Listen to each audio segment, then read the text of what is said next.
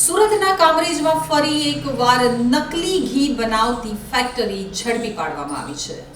સુરતના કામરેજમાંથી નકલી ઘી ઝડપાયું છે તો પોલીસે કઠોર ગામે આવેલી માનસરોવર રેસિડેન્સીમાં દરોડો પાડી અને ફ્લેટમાંથી સુમુલ ડેરી જેવા જ આબેહૂબ પેકિંગ ધરાવતા નકલી ઘીના ડબ્બા ઝડપી પાડ્યા છે। પોલીસે હાલ એક વ્યક્તિની ધરપકડ કરી છે અને 1 લાખ રૂપિયાનો મુદ્દામાલ જપ્ત કર્યો છે। તેમજ આ ઘટનામાં પોલીસે 4 લોકોને વોન્ટેડ જાહેર કરી કાયદેસરની કાર્યવાહી હાથ ધરી છે।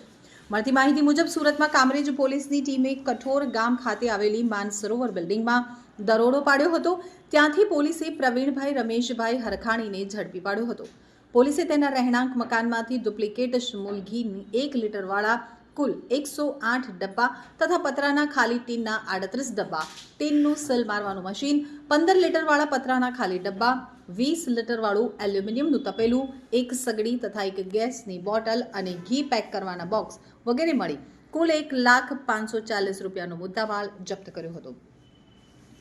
તો આ ઘટનામાં પોલીસે ડુપ્લિકેટ સુમુલ ઘી બનાવવા તેમજ પેકિંગ માટેનું મટીરીયલ મોકલનાર સુરત ખાતે રહેતા ભાવેશ ડોબરિયા, નિલેશભાઈ મગનભાઈ સાવલિયા, પરેશભાઈ મગનભાઈ સાવલિયા અને ડુપ્લિકેટ સુમુલ ઘી ખરીદનાર વિશાલ સતીશ કુમાર શાહને વોન્ટેડ જાહેર કરી આ મામલે વધુ તપાસ હાથ ધરી છે।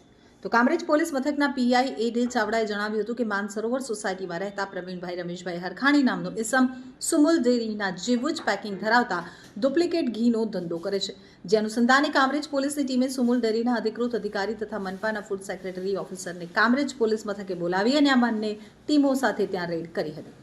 તો ત્યાંથી સુમુલ ડેરી જેવા જ આબેહૂબ પેકિંગ ધરાવતા નકલી ઘીના ટોટલ 108 ભરેલા ટીન, 38 ખાલી ટીન પેકિંગ કરવાનું મશીન, ખાકી બોક્સ તથા અન્ય સામાન મળી અને 1 લાખનો મુદ્દામાલ મળી આવ્યો હતો। પકડાયેલ ઇસમની આ બાબતે પૂછપરછ કરતા તેણે જણાવ્યું હતું કે ટોટલ 15 લીટરવાળા પતરાના ટીનના ડબ્બામાં પામોલીન તથા વેજીટેબલ ઓઇલ મંગાવી બંને ઓઇલને મિક્સ કરી ગરમ કરી ત્યારબાદ 1 લીટરવાળા ટીનના ડબ્બામાં પેક કરી અને સુરત સિટીમાં અલગ અલગ જગ્યાએ વેચાણ કરતા હોવાનું માલુમ પડે છે। આ બાબતે હાલ વધુ તપાસ હાથ ધરવામાં આવી છે। તેમજ આ પ્રકારના ટીનના ડબ્બા તથા અન્ય મુદ્દામાલ સુરત સિટી ખાતે રહેતા ભાવેશ ડોબરિયા, નિલેશભાઈ મગનભાઈ સાવલિયા, પરેશભાઈ મગનભાઈ સાવલિયા પકડાયેલ પ્રવીણભાઈને આપી જતા હોવાનું જણાવ્યું હતું। આ ઇસમે આ પ્રકારે એકવાર ઘી બનાવી સુરત સિટીમાં વિશાલ સતીશ કુમાર શાહને વેચાણ કર્યું હોવાનું જણાવ્યું છે। તો પ્રાથમિક તપાસમાં છેલ્લા 15 દિવસથી તેઓ આ કારીગીરી કરતા હોવાનું હાલ જણાવ્યું છે। સમગ્ર મામલે હાલ વધુ તપાસ હાથ ધરવામાં આવી રહી છે। સુરત રેન્જ આઈજી શ્રી પ્રેમજીતસિંહ યાદવ સાહેબની રાહબરી હેઠળ સુરત ગ્રામ્ય જિલ્લા એસપી શ્રી તેજ જોઈસર સાહેબ તરફથી સુરત ગ્રામ્યના કામરેજ ડિવિઝનના ડીવાયએસપી શ્રી આઈજે પટેલ સાહેબ તરફથી 31ના અનુસંધાને કામરેજ પોલીસ સ્ટેશન વિસ્તારમાં અલગ અલગ અવારો જગ્યાઓ તથા વાહન ચેકિંગ અને કામરેજ પોસ્ટે વિસ્તારમાં કોઈપણ પ્રકારની ગેરકાયદેસર પ્રવૃત્તિ ચાલતી હોય તે શોધી કાઢવા માટે સૂચના અને માર્ગદર્શન આવેલ। જે અનુસંધાને કામરેજ પોલીસ સ્ટેશન તરફથી અમોને એક બાતમી હકીકત મળે કે માનસરોવર સોસાયટીમાં A7 નંબરના બિલ્ડિંગમાં 408 નંબરમાં રહેતા પ્રવીણભાઈ રમેશભાઈ હરખાણી નામનો ઈસમ સુમુલ ડેરીના જેવું જ પેકિંગ ધરાવતા ડુપ્લિકેટ ઘીનો ધંધો કરે છે।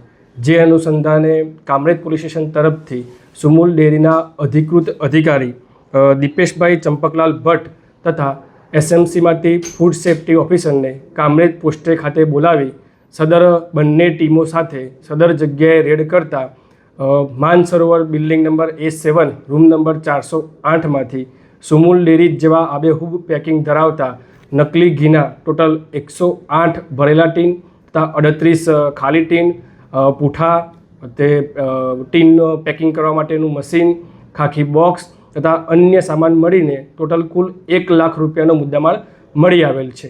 સદર પકડાયેલ ઈસમને આ બાબતે પૂછપરછ કરતાં તેઓએ જણાવેલ કે તેઓ ટોટલ 15 લીટર વાળા પતરાના ટીનના ડબ્બામાં પામ ઓઇલ તથા વેજીટેબલ ઓઇલ મંગાવી બંને ઓઇલને મિક્સ કરી ગરમ કરી ત્યારબાદ 1 લીટરવાળા ટીનના ડબ્બામાં પેક કરી સુરત સિટીમાં અલગ અલગ જગ્યાએ વેચાણ કરતા હોવાનું માલુમ પડેલ છે। આ બાબતે હાલ આગળની તપાસ પીએસઆઈ શ્રી ડી.એચ. વસાવા કરી રહેલ છે। સદર ઇસમની પૂછપરછ દરમિયાન આ પ્રકારના ટીનના ડબ્બા તથા અન્ય મુદ્દામાલ સુરત સિટી ખાતે રહેતા ભાવેશ ડોબરિયા, નિલેશ મગનભાઈ સાવલિયા તથા પરેશ મગનભાઈ સાવલિયા નામના ઈસમો પરેશ પકડાયેલ પ્રવીણભાઈને આપી જતા હોવાનું જણાઈ આવેલ છે। આ ઈસમે અગાઉ એકવાર આ પ્રકારે ઘી બનાવી સુરત સિટીમાં વિશાલ સતીશકુમાર શાહ નામના ઈસમને વેચેલ હોવાનું તપાસ દરમિયાન જણાઈ આવેલ છે. સદર બાબતે આગળની તપાસ હાલ ચાલુમાં છે. સાહેબ, અન્ય કોઈની સંડોવણી એની અંદર આના સિવાય પ્રવેશ છે? હાલમાં આ બાબતે વધુ તપાસ ચાલુમાં છે કે ટોટલી આ પ્રકારના ટીનના ડબ્બા કઈ જગ્યાએથી બનતા હતા, સ્ટીકર કઈ જગ્યાએથી બનતા હતા, અન્ય કોઈ આ પ્રકારની એક્ટિવિટીમાં સામેલ છે કે કેમ તે બાબતે આગળની તપાસ ચાલુમાં છે. કેટલા સમયથી ધંધો કરતો હતો? પ્રાથમિક તપાસ દરમિયાન સદર ઈસમ છેલ્લા 15 દિવસથી આ પ્રકારની એક્ટિવિટી કરતો હોવાનું ધ્યાનમાં આવેલ છે.